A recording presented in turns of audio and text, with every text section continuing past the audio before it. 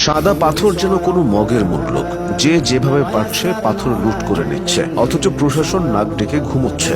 দেশের প্রকৃতির অলিখিত এই স্বর্গভূমিকে এখন মরুভূমিতে পরিণত করা হয়েছে। সাদা পাথরের কোথাও আর পাথর দেখা যায় না, আছে শুধু বালু আর বালু। 2024 সালের 5 আগস্টের পর গত এক বছরে কি পরিমাণ পাথর লুট হয়েছে তার কোনো পরিসংখ্যান প্রশাসনের কাছে নেই।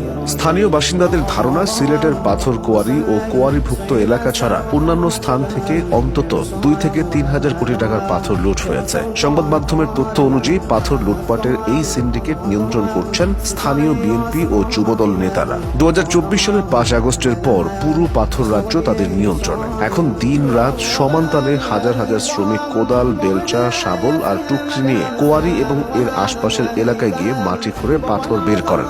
এরপর হাজার হাজার বারকি নৌকায় সেসব পাথর বহন করে এনে মিল মালিকদের কাছে বিক্রি করে দেন। পরে সেসব পাথর মেশিনে ভেঙে ছোট করে ব্যবসায়ীদের কাছে সরবরাহ করা হয়। ওই ব্যবসায়ীরা ট্রাক ও পিকআপে পাথর দেশের বিভিন্ন স্থানে পাঠান। স্থানীয় সূত্রে জানা গেছে, আগে নৌকা প্রতি 1500 থেকে 2000 টাকা চাঁদা তোলা হতো, আর পুলিশকে ম্যানেজ করা হতো আরো 500 থেকে 1000 টাকায়। পরে পাথর উত্তোলনকারীরা প্রতি নৌকা পাথর বিক্রি করতেন 5 থেকে 6000 টাকায়। কিন্তু সম্প্রতি এই চাঁদাবাজিতেও পরিবর্তন এনেছে স্থানীয় প্রভাবশালী ও রাজনৈতিক নেতারা। এখন সাদা পাথর ও বাংকার এলাকা থেকে যে কেউ পাথর তুলতে পারে। এই জন্য নৌকা প্রতি কোনো চাঁদা দিতে হয় না, তবে উত্তোলন করা পাথর নির্ধারিত সিন্ডিকেটের সদস্যদের কাছে বিক্রি করতে হবে এবং প্রতি নৌকা পাথর সর্বোচ্চ 1500 টাকা দরে বিক্রি করা যাবে। এর চেয়ে বেশি দামে কোনো সিন্ডিকেট সদস্য পাথর কিনবে না। পাথর লুটপাটের বিষয়গুলো এখন অনেকটাই ওপেন সিক্রেট। এই লুটপাটের পেছনে প্রশাসনের ব্যর্থতাকেও দায়ী করছেন অনেকে।